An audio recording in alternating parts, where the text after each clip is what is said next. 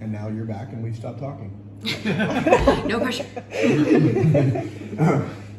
What we were saying off camera is the little details like of things that are not paranormal, but like a kitty cat that's soft. You would never guess that its tongue was going to be sandpaper, and so and that's an indicator of its diet. And those little details like that, like asking if the hands are soft or if it was like working hands, does it primarily spend its time here, or does it primarily spend its time somewhere else? If it has soft office hands, maybe it's just visiting here and it doesn't do that much here. I don't know. But we were talking about how I saw the thing, it looked like this, gets old because they're all kind of the same. And so let's see if we can pull some more information out, because I mean, we're all just spitballing anyways. And it took us, almost 18 years, 17 years to piece together that was the day we had the dead battery. And so there's little details that seem unrelated or seem insignificant that might be significant. Absolutely. And what we do with that information, I have no idea. Right. But if you take me to a place, I'm at a point in life where if you took me to a place and said, that's a portal, I'm walking through it. You can walkie-talkie, I'm going. Okay. You're coming with, because, it'll close. Just go look for the staircases that lead to nowhere in the middle of the woods. Oh, you've heard those stories too. I'm not sure what to make of those. I don't know either. I haven't found one yet, but cross-country courses. Yeah. I've never heard one of those from firsthand. I've heard those from YouTube stories. Yeah, I think same. But as far as like knowing somebody who claims to have seen that or experienced that, I haven't run into that yet. Yeah. Maybe we'll get somebody coming in here wanting to tell their story. If you have seen a staircase in the middle of the woods, come to Area 58. That's right.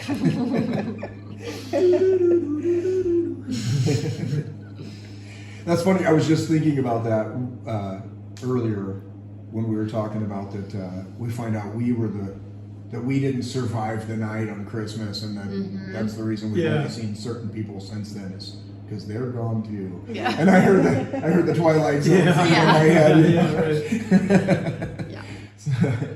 Maybe it was smart after all that we didn't spend the night up there. Who knows? Or did we? Well, I had a hangover the next day. We survived. Little hangover. Didn't eat all day. That's why. Well, that's because we're terrible hosts, and the rum we brought apparently is for cleaning. I don't think I had any of that, did I? Oh. Yeah, I think I stuck to my one. Well, I did have a sip. It tasted good. Okay, good. Yeah, because I love rum, and I noticed that I poured one glass of it and had that same glass the whole night. We gave it to our friend Marcus, and he's like, "Oh man, this is shit." He was drinking it, going, He kept drinking. He goes, "I'm going to drink it, but I know you don't like me now."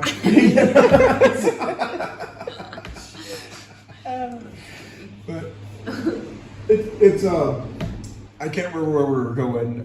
It all started with, I think we're going to get more out of this back and forth, because the ability to edit changes everything. Yeah, and most of the time you don't hear like many questions asked. It's usually just like you telling your story for the most part, and it's cool to have the interactiveness of because they say a good interviewer doesn't interrupt. I is what they say. I would interrupt that. I disagree. But I think I think Joe Rogan is the most successful interviewer of all time. no, that's not true. No. Interrupts Fuck that. constantly. That's bullshit. I used to believe that, but now I don't. I went down this rabbit hole right here. Oh. Get back. We should hear more about her stuff. Yeah. She should talk more about her stuff. I should. All eyes on you. What do we want to talk about? Put her on the spot. Yeah. Well, there's a lot of stuff that I just like forget about. I'm like, oh yeah, that was pretty weird. What about so the cameras are rolling now. Why don't you tell us about the one that we had talked about when you were in your car? That was. Oh yeah. Oh yeah. Start there, and then we'll inevitably go down another rabbit hole. Yeah. So I have seen a UFO before, but like 2 Valentines ago, I was driving back from cleaning a house in Portland. I was heading south on I-5, and I was in the slow lane, and it was probably just before sunset, and off the shoulder, like probably at the height of a telephone pole or something, there was this ball of light that just came literally out of nowhere and nothing. It just appeared, and it was probably like this big, and then so it came in out of nowhere, and it kind of was like trying to steady itself, and then as soon as it steadied itself, it did this like 290-degree angle, like up and then that way. But as alien handshake. yeah, well, as it was doing that, it was like pulsating. It got brighter to more like this size, and it was just like a bright white light. And so once it kind of did this maneuver, it straightened out, and then I don't even know if a second passed, but it just took off even faster and then completely disappeared. And There it goes now. yeah, and it wasn't. I like what you said earlier. Instead of saying that it got brighter, you said it powered up. Yeah, and you showed that it like got brighter and bigger and powered up and then took off.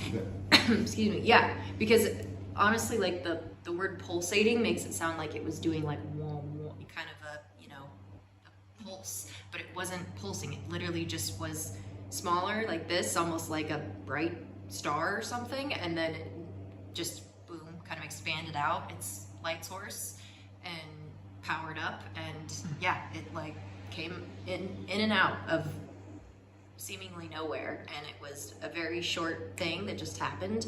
And there was 2 cars kind of coming up on my left in the fast lane after it happened, and the first car that came up, I put my hands up and I looked over to see if anybody noticed it, and nobody, like they were just like going along with their Nobody drive. driving the car. Yeah, it was a Tesla. Yeah. Just driving along with their fluoride stare out the windshield.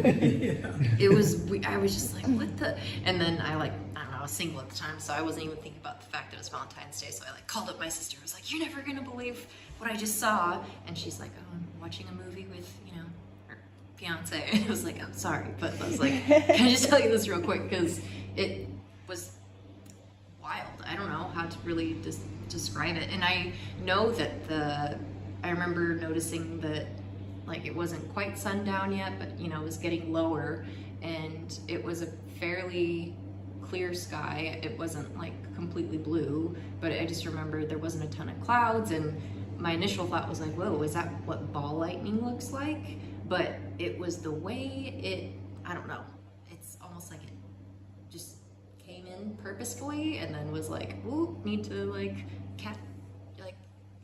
straighten out, and then just did such a weird maneuver. And I've never seen ball lightning actually, so I don't know what that would look like, but it just seemed like Controlled. Yeah. Intelligently controlled. Yeah, or more something. intelligent.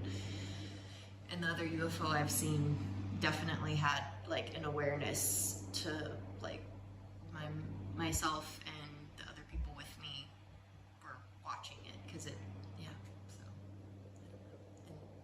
almost seemed just the timing of it. Like I just happened to see that, and I just told my sister earlier that week how I felt like when I was younger I experienced a lot more things that were strange, like visual sightings of things, and I was like, I miss that. Get away from that. Any Yeah. missing time, anything.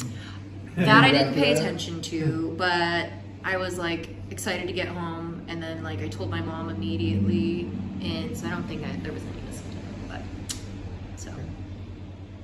Right. Now, sorry I interrupted you. You were Okay. talking about one you had seen earlier. Go ahead with that. Yeah, so when I was, I think 15, maybe 14, I lived in this apartment complex in Astoria, Oregon, which is like right at the upper left corner of Oregon, right across from Washington.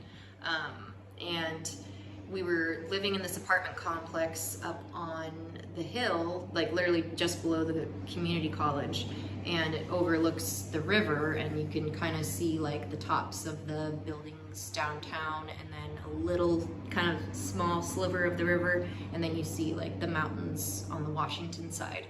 And my best friend at the time was staying over, and our living room had like floor to ceiling windows that overlooked the river and that like scene I just described.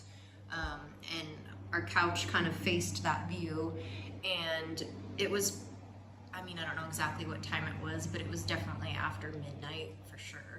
We were like watching a movie and then went to bed, and I was sleeping on the far side of the couch that faced the view of the river out the window and patio doors.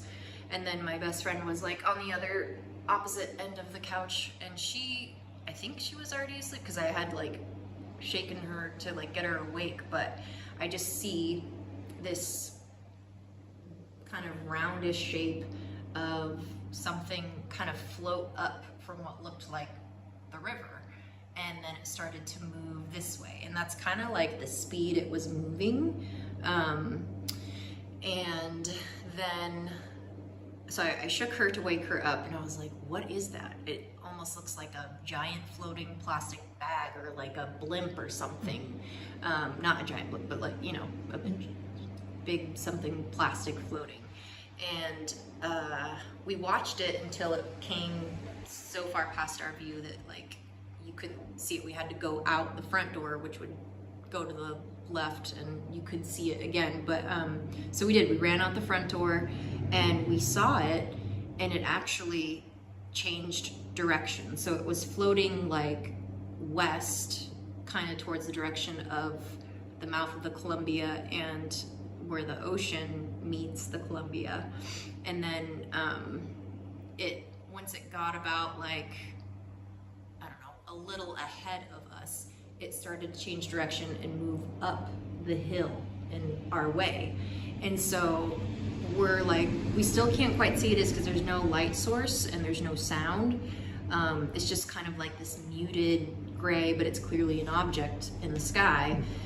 And so we run in and we actually go wake up my mom, and we bring her out and we're watching it as it's getting closer and closer, and it kind of gets to like a block down, and I am excited, and we're on the lower level. There's 2 levels to the apartments, and so I go up the staircase that just puts me, I don't know, maybe like 10 feet higher, closer to see better, and it just keeps slowly just floating our direction, and then it just like hovers in front of us and is there for, I don't know, it felt like a long time, but it could have been pretty fast. It just felt like a long time, and still no light, still no sound.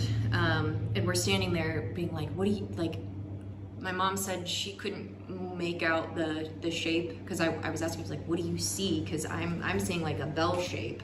And then my best friend, she thought she was seeing it shift almost, like she thought she saw, I think she said triangular shape, and then it kind of looked different to her up close. But as soon as it got close enough, I definitively was seeing like a bell shape the whole time.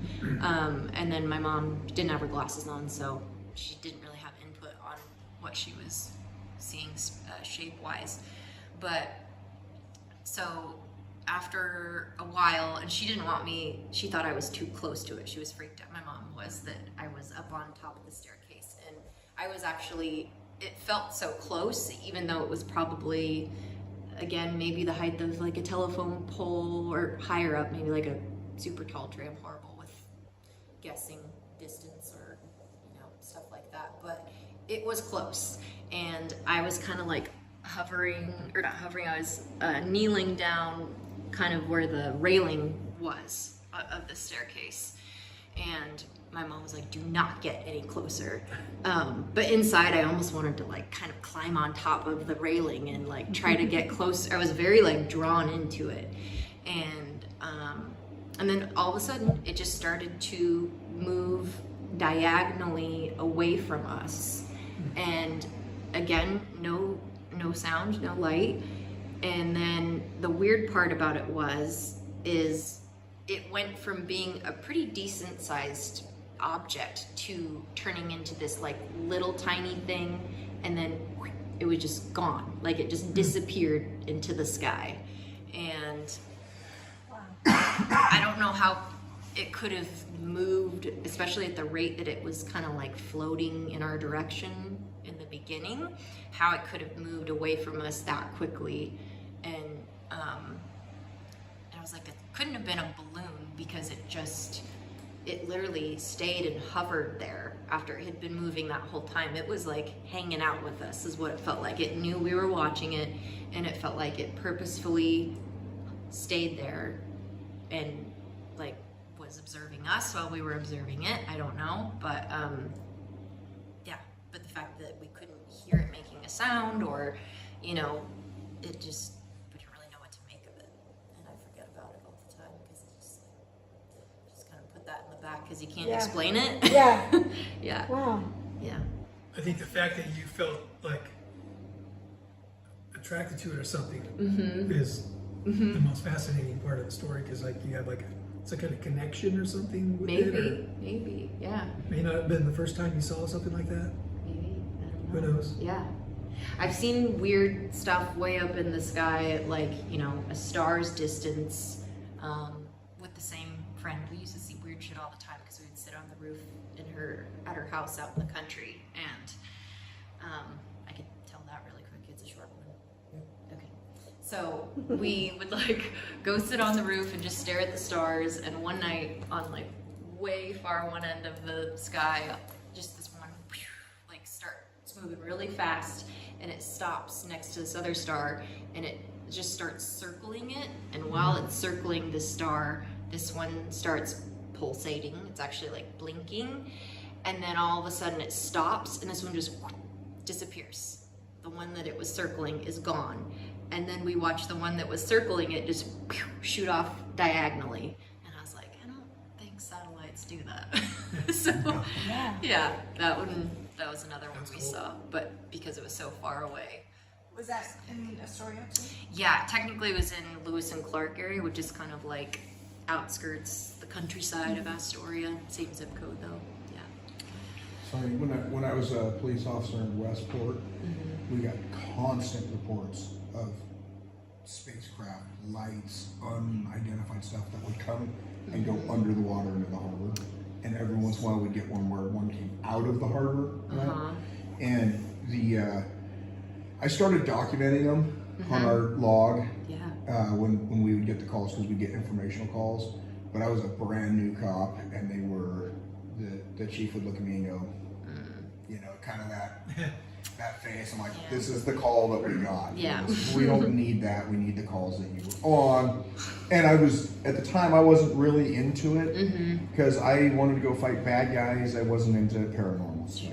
Yeah. And, but the dispatch and everybody, they go, oh, it must be the end of the month and everybody's out of their meds and stuff, and you just go, like, when this would happen, it wouldn't be, crazy Susie down the street calling again. This would be a lot of people from all over the city calling and reporting this stuff, and it would just go out as an informational. Yeah.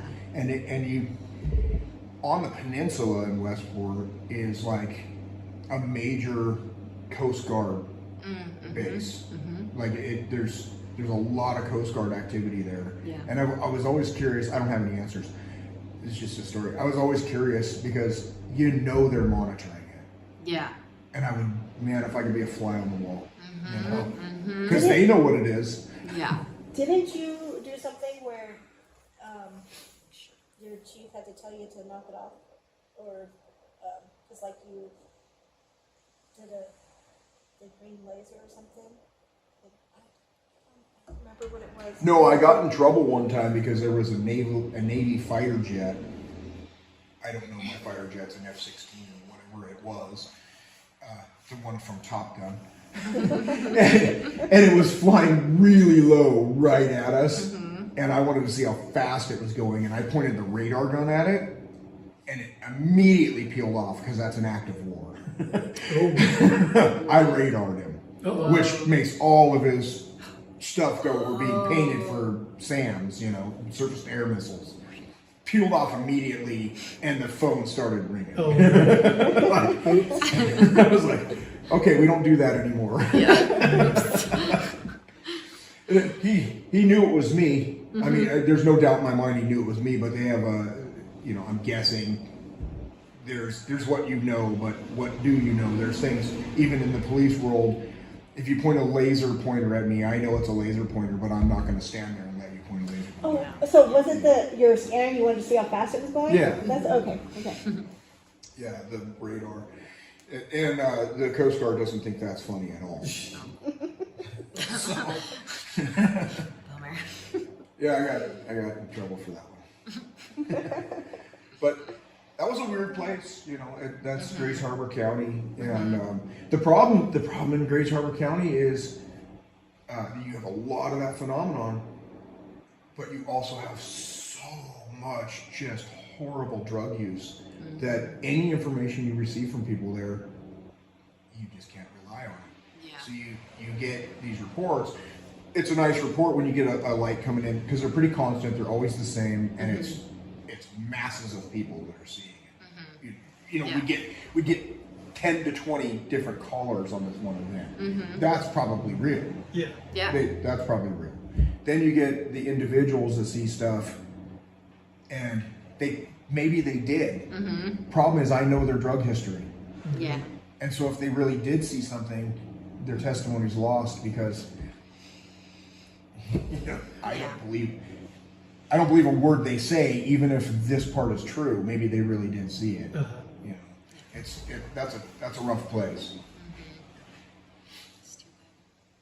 And it's not like that place more so than other places where I've worked or lived. That's not a what I call a drug area. That's what I call a hardcore drug area. Like everybody you search has needles, and they're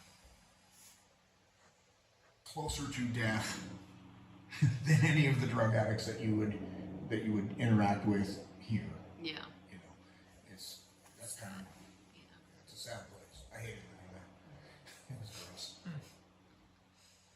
But the reason I tell that story is there's a lot of stuff that goes on the Oregon-Washington coast out there. Yeah. A lot of reports, and you can't even if you think. I think my phone just died.